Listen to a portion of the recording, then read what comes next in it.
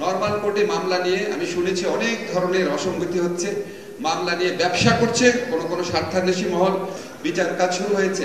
এখন আমরা ঘন ঘন বিচার দেখি না, তো আমাদের কাছে মনে হচ্ছে কই আদালতে তো হাজির করে না।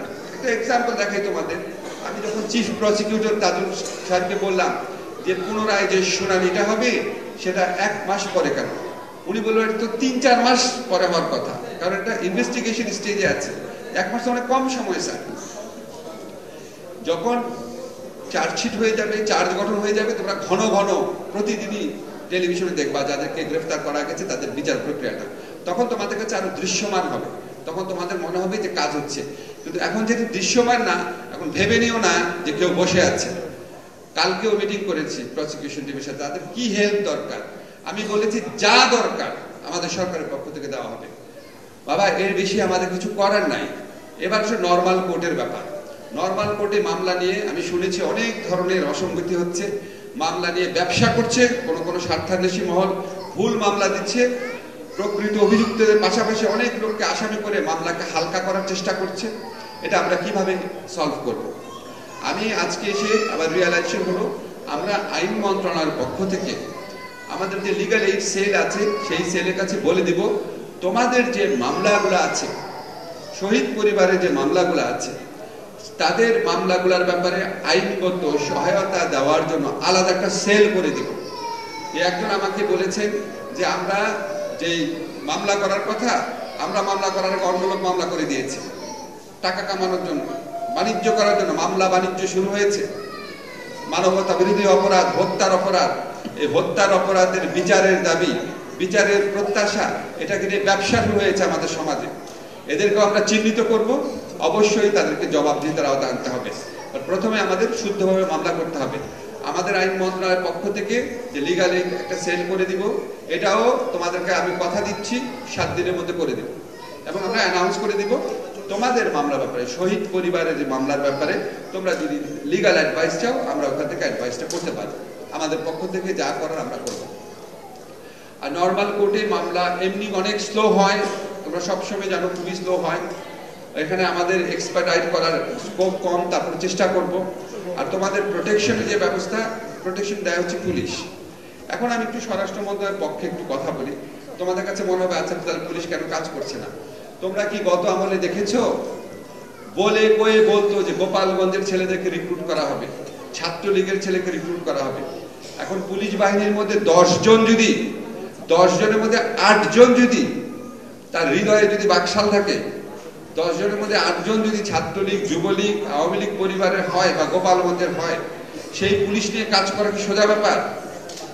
সেই পুলিশ কি একদম সরাসরি, মানে যেই পুলিশ গণহত্যার অংশ ছিল, গণহত্যাকারীদের প্রধান বাহিনী ছিল, তারা কি তাদের বিচারের ব্যাপারে আগ্রহ দেখাবে? এখন তোমরা বলতে পারো তাহলে নতুন পুলিশ নিচ্ছে না কেন? তোমরা যে কোনো পরিবারকে জিজ্ঞেস করে দেখো, নতুন পুলিশ নেওয়ার প্রক্রিয়া শেষ হতে তো ট্রেনিং লাগবে, রিক্রুট করতে হবে, আবেদনপত্র লাগবে। এই প্রক্রিয়া পৃথিবীর কোন সরকারের পক্ষে 1 বছর আগে সম্ভব না, অসম্ভব ব্যাপার। তোমরা যারা বিষয় এক্সপার্ট আছে, তোমাদের পরিবারের পুলিশ আছে, জিজ্ঞেস করো যে নতুন পুলিশ নেওয়ার প্রক্রিয়া, স্যার বলছে 1 বছর আগে অসম্ভব। আপনাদেরকে এমন একটা সম্পূর্ণভাবে দলীয়ভাবে গড়ে তোলা প্রশাসন, পুলিশ, বিচার কাঠামো, এটার মধ্যে আমাদের অগ্রসর হতে হচ্ছে। এবং এখানে আমরা স্লথ হচ্ছি, আমাদেরকে অনেক ক্ষেত্রে বাধা বিঘ্ন সম্মুখীন হতে হচ্ছে। আমি তোমাদেরকে নিশ্চিত করতে চাই, আমি আমার স্বরাষ্ট্রমন্ত্রী যে আছেন ওনার মধ্যে কোন রকম গাফলতি দেখি নাই, কিন্তু ওনার কথা অনুযায়ী পুলিশ কাজ করছে কিনা এটা আমি জানি না। আমার মন্ত্রণালয় এবং আমার আশেপাশে যারা আছেন, আমার অ্যাটর্নি জেনারেল, আমি তাদের মধ্যে গাফলতি দেখি নাই। বিচার কার্যের সাথে যারা ইনভলভ আছে, আমাদের অনেক অনেক বেশি স্ট্রাগল করে কাজ করতে হচ্ছে। তোমাদের সাথে যখন আমাদের ইন্টেনসিভ মিটিংটা হবে, তখন আরো ডিটেইল যা যা প্রশ্ন করবো, সার্জিসকে আমি বলেছি 1 সপ্তাহের মধ্যে বলবো, যা মনে প্রশ্ন আসে লিখে নিয়ে যেও, সেটা আমরা আনসার করার চেষ্টা করবো। তোমাদের নিরাপত্তার কথা বলেছো, আমাদের আইসিটি অ্যাক্টে উইটনেস প্রোটেকশনের বিধান আছে, কিন্তু অন্যান্য মামলার ক্ষেত্রে উইটনেস প্রোটেকশনের বিধান নাই। আমি স্বরাষ্ট্রমন্ত্রীর সাথে দেখা হলে বলবো। তারপরও আমাদের থেকে ডাটাবেস দরকার। ধরো সারা বাংলাদেশে তো শহীদ পরিবারের সদস্যরা ছড়িয়ে আছে, এটা আমি চেষ্টা করবো। স্বরাষ্ট্রমন্ত্রীকে আমরা বলবো তোমাদের সাথে যখন মিটিং হবে 7 দিনের মধ্যে, তোমরা আরো স্ট্রংলি বলো। আমি তো সবসময় তুমি করে বলছি, বিকজ আমি ইয়াং জেনারেশনকে উদ্দেশ্য করে বলছি। আমাদের যারা মুরব্বী আছে একটু মাফ করে দিয়ে, আমি ওদেরকে একটু বেশি আদর করি, এই জন্য বলছি। আর একটা কথা বলে শেষ করি, শহীদ পরিবারের প্রতিদান কোনোদিন দেওয়া সম্ভব না, কোনো রাষ্ট্র দিতে পারে না, এটা একটা অসম্ভব ব্যাপার। যেই স্যাক্রিফাইস যারা পরিবারের সন্তানকে হারিয়েছে, যারা পরিবারের ভাইকে হারিয়েছে, কোনো পুরস্কার, কোনো কিছুর বিনিময়ে সেই বেদনা, সেই অশ্রু মুছে দেওয়া যায় না। এটা প্রতিদানের ব্যাপার না, এটা হচ্ছে আমাদের দায়, এটা হচ্ছে সম্মান জানানো। আমার একটা মন্ত্রণালয় আছে, প্রবাসী কল্যাণ মন্ত্রণালয়। আমি আগেই স্যারদের কাছে ডাটাবেস চেয়েছি। আমাদের মন্ত্রণালয়ে নিয়োগের ক্ষেত্রে আমি এখানে ঘোষণা করে গেলাম, আমাদের মন্ত্রণালয়ে নিয়োগের ক্ষেত্রে যোগ্যতা সাপেক্ষে এই শহীদ পরিবারের সদস্যদেরকে আমরা অগ্রাধিকার দেব। ঠিক আছে?